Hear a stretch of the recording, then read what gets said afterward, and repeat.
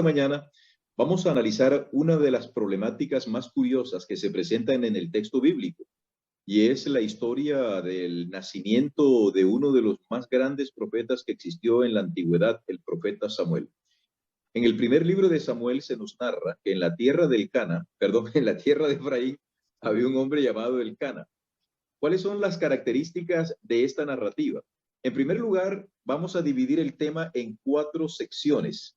La primera sección serán las irregularidades, luego la búsqueda de las soluciones, luego el desenlace y por último las lecciones que se pueden desprender de esta narrativa.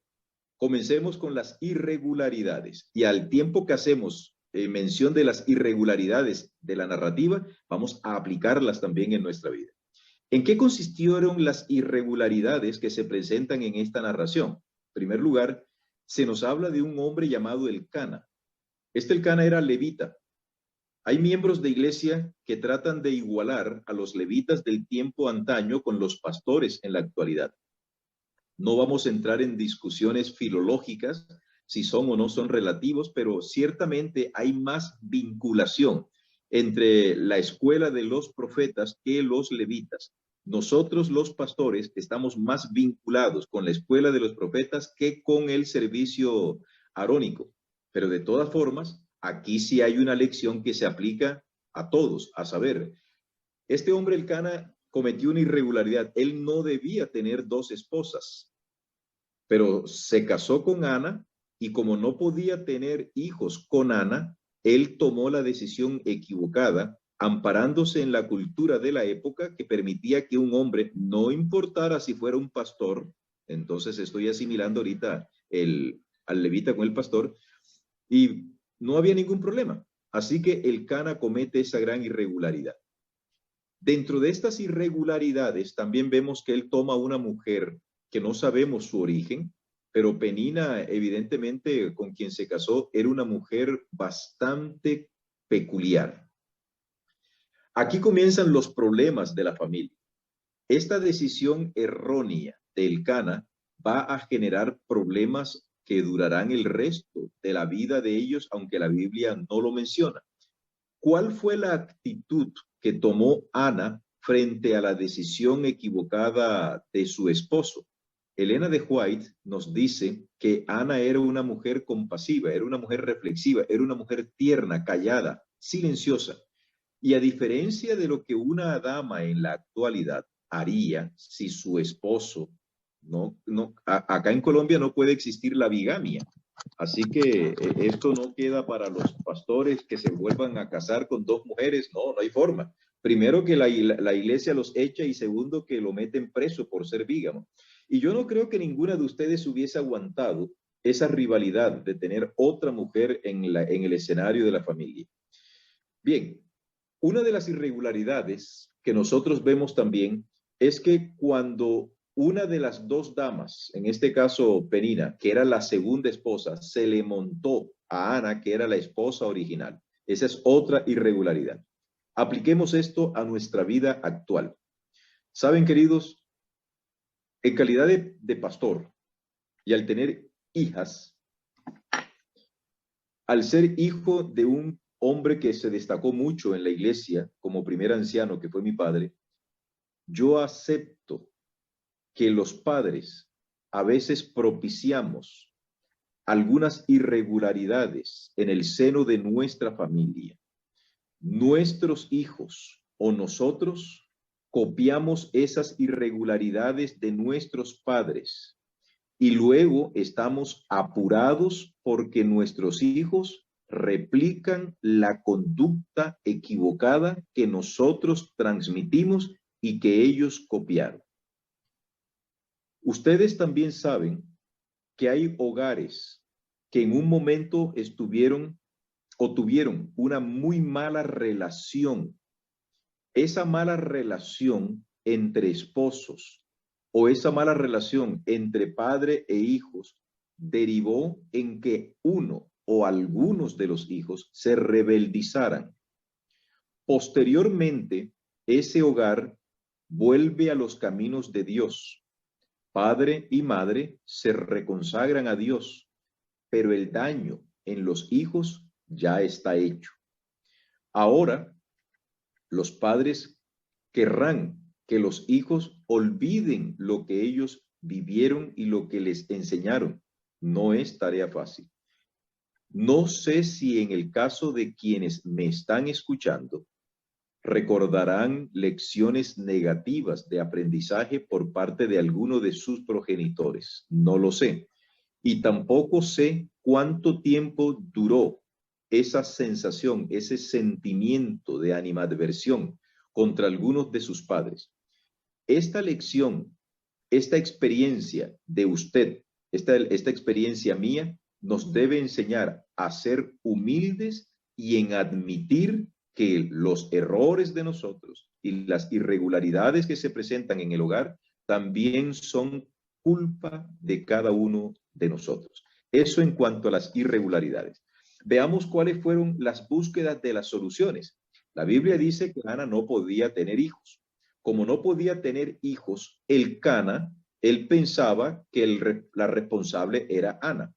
En aquellos tiempos no existían los exámenes de fertilidad que hoy existen. No, la única forma de verificar quién era el responsable de la infertilidad era el hombre, porque era el que tenía, entre comillas, la libertad de casarse 2 veces. Una mujer no podía casarse 2 veces.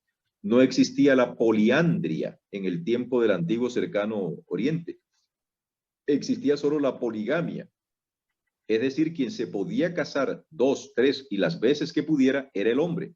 La mujer no podía casarse. Si se hubiese casado la mujer, entonces se llamaría poliandria, es decir, una mujer que tiene 2 esposos legales. No, entonces el Cana era quien podía, o el hombre era quien podía determinar si era él o era la mujer la que era estéril. Así que la solución del Cana fue casarse y no esperar en Dios. Se debilitó su fe, como puede ocurrir en algunos escenarios.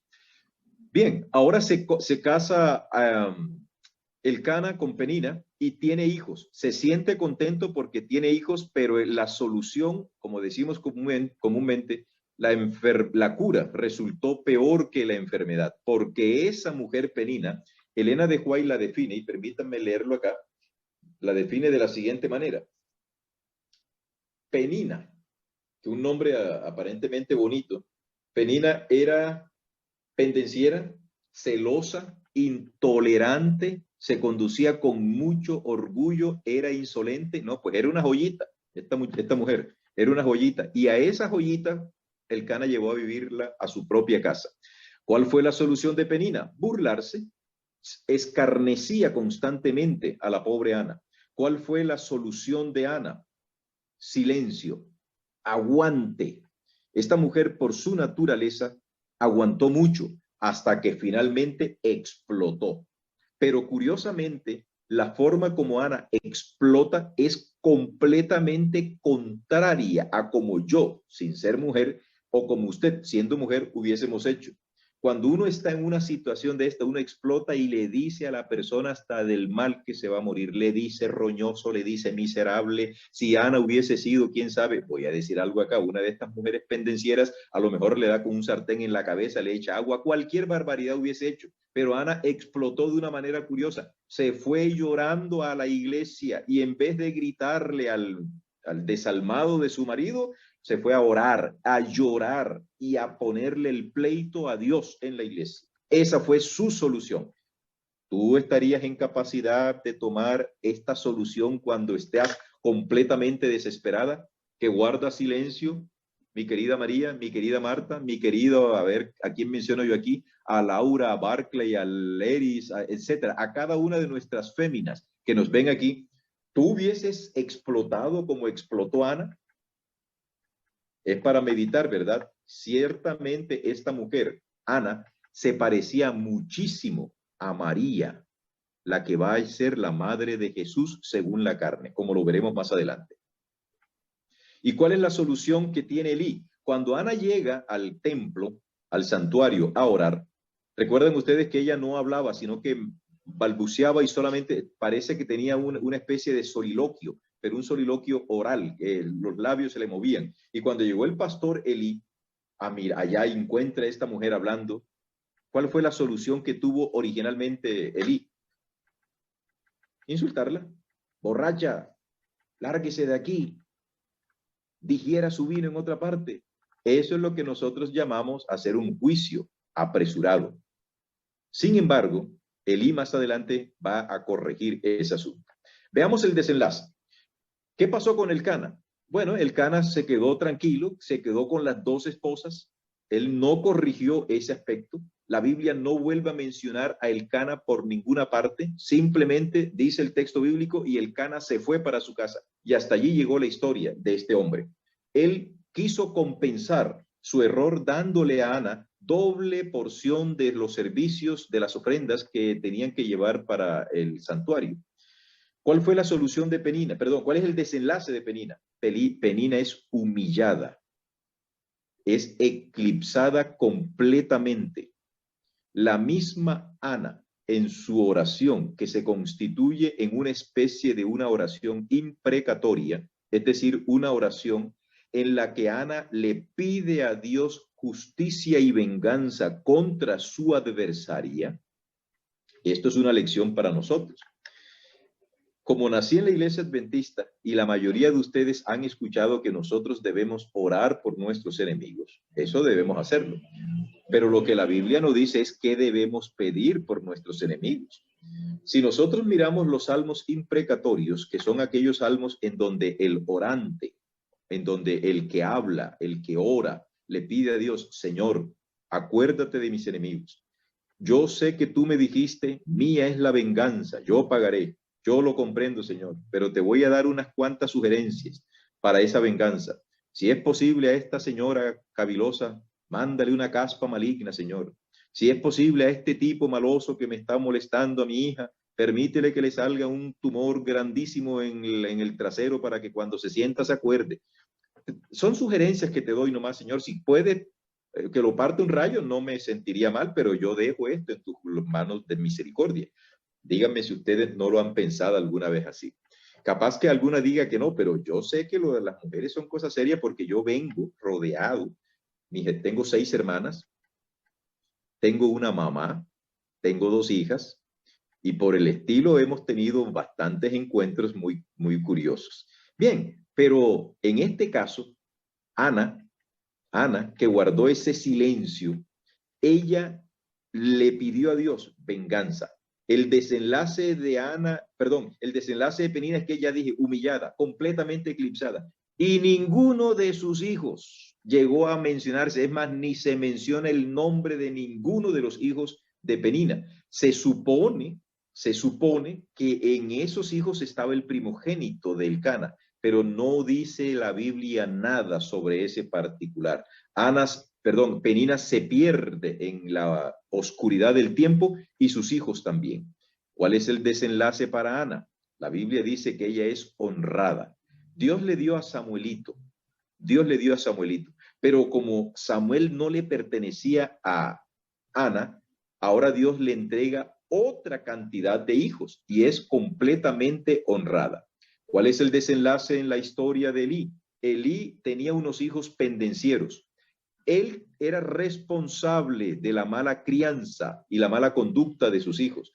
Elí está viviendo en carne propia su propio error. Ahora nada puede hacer porque lo que él enseñó a sus hijos lo están replicando, que es lo que yo les decía al comienzo. Yo tengo 2 hijas, algunos de ustedes conocerán a Andrea Patricia, ella está viviendo actualmente en Bucaramanga. Cristina la conoce mucho mejor. Tengo a Abby. Si por casualidad una de mis hijas desarrolla parte de las malas enseñanzas que yo, por ejemplo o por palabra, le transmití, ¿yo qué puedo hacer sino guardar silencio y de manera humilde llevar las consecuencias de mis propios actos? En el caso de Elí, Dios lo recompensó porque ese niño Samuel, dice Elena de White, acá en Patriarcas y Profetas, en un texto muy hermoso,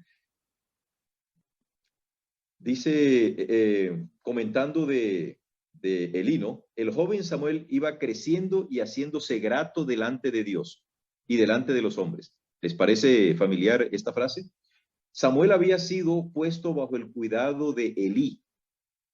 Era Samuel, bondadoso, generoso, obediente y respetuoso. Elí, apenado por la inconducta de sus hijos, encontraba reposo, consuelo y bendición en la presencia de su pupilo. Samuel era servicial y afectuoso, y ningún padre, oigan esto, hermanas y pastor Edward, y ningún padre amó jamás a un hijo más tiernamente que Elí a este joven. Qué curioso que Elí, teniendo sus propios hijos, no llegó a experimentar ese afecto tan profundo como el que le permitió desarrollar la presencia de ese tierno muchachito llamado Samuel. White termina diciendo, era algo singular que entre el principal magistrado de la nación y un niño sencillo existiera tan cálido afecto. Es decir, cuando Elí y Samuel salían a caminar por allí, la gente que los observaba, los que vivían en Silo, se sorprendían al ver cómo ese viejito amaba y trataba con tanto cariño a ese niño, y al mismo tiempo se sorprendían al ver cómo ese niño cuidaba con tanto esmero a ese ancianito. Y Juárez comenta que la vida de Elí fue bendecida por el cálido y tierno afecto y cuidado que Samuel ejerció, cosa que no hicieron sus hijos, porque recuerden que sus dos hijos murieron. Y Elí quedó solo, pero no quedó solo por mucho tiempo, porque él también murió al ratito. Perdón, queridos, ¿cuál es el desenlace en la vida de Samuel? Samuel llegó a constituirse en el más grande profeta. Es el único en el Antiguo Testamento que tuvo tres funciones, a saber, juez, que aunque el nombre en hebreo es Softim, y que se relaciona mucho con el reinado, él no fue rey, pero fungió como tal. Vamos a decir que fue rey en cuanto a función. Fue profeta y fue sacerdote. Es el único de todos los profetas de la antigüedad que ostentó esta triple responsabilidad. Y en eso se parece también a nuestro Señor Jesús. No solamente se parece en ese acto, en esos tres oficios, porque Jesús también es rey, fue profeta y fue sacerdote, sino que también se parece a Jesús en cuanto a que el niño crecía y crecía en gracia delante de Dios y de los hombres. Bien, vamos a las lecciones porque el tiempo se nos va. Primera lección, querida hermana, querida esposa de pastor que me escuchen, no le dediquen tanto tiempo a la iglesia descuidando a sus hijos. Eso lo vivió Ana. En el capítulo 1 y el versículo 21 al 23 dice la Biblia, cuando Elcana salió con toda su familia para cumplir su promesa y ofrecer su sacrificio anual al Señor, Ana no lo acompañó. Era un servicio litúrgico, pero Ana dijo, no iré hasta que el niño sea destetado. Entonces lo llevaré para dedicarlo al Señor y allí se quedará el resto de su vida. Elcana, un poquito ya más sesudo, le dijo, bien, haz lo que te parezca mejor. Quédate hasta que lo destetes, con tal de que el Señor cumpla su palabra. Y en la parte final del versículo 23 es el corolario. Así pues, Ana se quedó en casa. No fue más a la iglesia. Ojo, no estoy diciendo que la esposa del pastor no va a ir o que usted, hermano, no va a ir a la iglesia, no. Estamos diciendo que la prioridad de Ana fue criar a su hijo. Hermanas, en mi experiencia pastoral, sé que muchas hermanas le han dedicado más tiempo a hacer obra misionera, a buscar otras personas y descuidan a sus propios hijos. No haga usted eso. Si lo está haciendo, deténgase allí. Si tienes hijos pequeños todavía, conságrate en dedicarle el tiempo a ellos. Primera lección. Segunda lección, no olvidemos que por culpa de nuestras irregularidades, si fuera el caso, nuestros hijos se han rebeldizado. Hoy, la iglesia tiene este programa precioso, Madres de Rodillas, Hijos de Pie. A mí me hubiese gustado más Madres de Rodillas, Hijos de Rodillas, porque el que está de pie a veces es como muy orgullosito, pero no viene al caso. Lo importante es que nosotros como padres y ustedes como madres, cuyas oraciones son más escuchadas por el cielo que de nuestras propias oraciones como padre, continúen haciendo.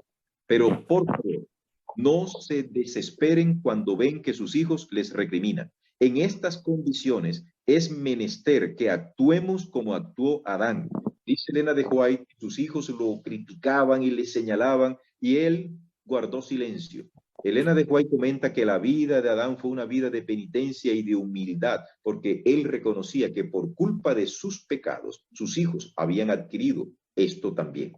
Hoy nosotros debemos guardar silencio. Explotar, explotemos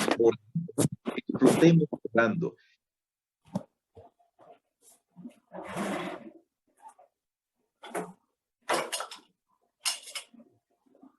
Hay 2 micrófonos abiertos.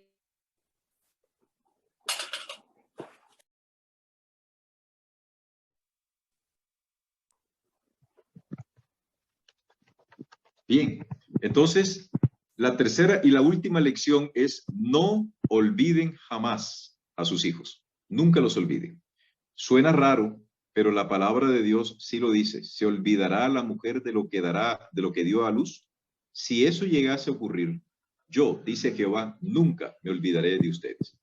Apreciadas hermanas, apreciados hermanos, la historia de Ana y Samuel tienen unas lecciones muy grandes que nosotros podemos seguir experimentando, podemos seguir investigando. Permita el cielo que nuestros hijos se conserven en la iglesia, que hagamos por palabra y por ejemplo lo mejor para que ellos se conserven. Tratemos de no molestarlos, como dice la palabra del Señor. Y padres, no exasperéis a ira a vuestros hijos. No lo hagamos para que no se desanimen en la fe. Si tenemos hijos que están desalentados, lo mejor es lo que estamos haciendo aquí, orar, entregarlos en manos de Dios, nunca dejar de orar.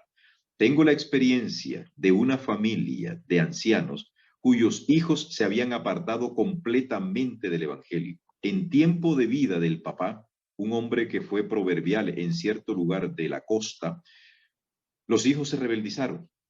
Pero tiempo después, después de la muerte del papá, uno de los hijos empezó a llegar a la iglesia. La mamá ya también falleció.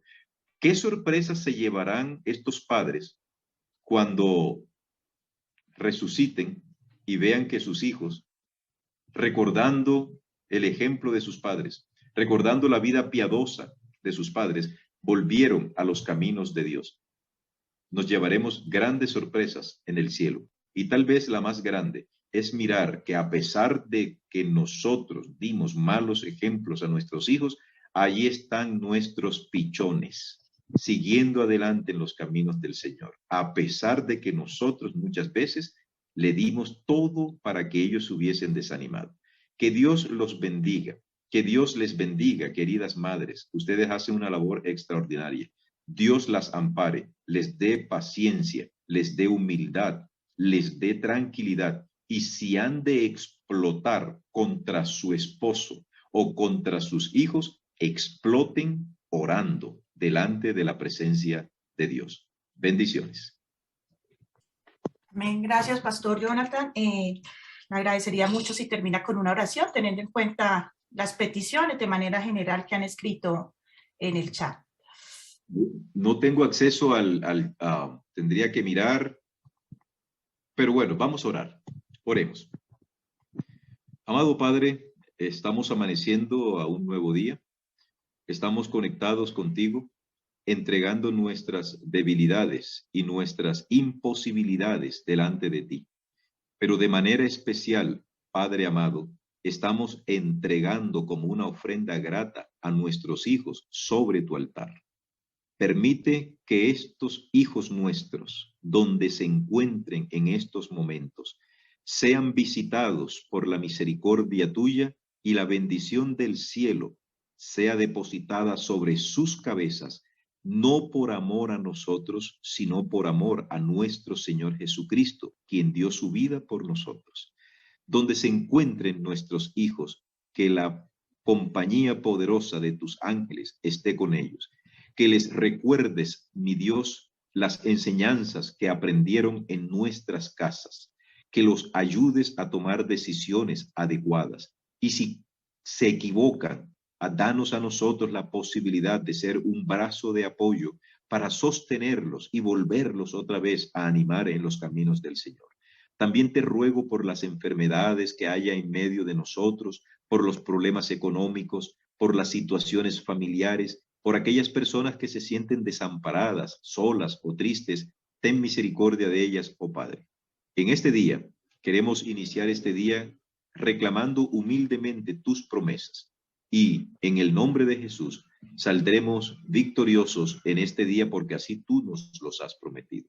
Bendice este grupo de oración, bendice a las esposas de los pastores que están presentes en este grupo, bendice a los pastores de Colombia y del mundo entero, bendice a las hermanas que están aquí apoyando este ministerio. Dales, Dios mío, la capacidad para salir adelante en todos los problemas que la vida les presente y que puedan ser unos pilares, unas columnas para sus esposos también, una verdadera ayuda idónea. En tus manos de amor nos encomendamos. En el nombre de Jesús. Amén.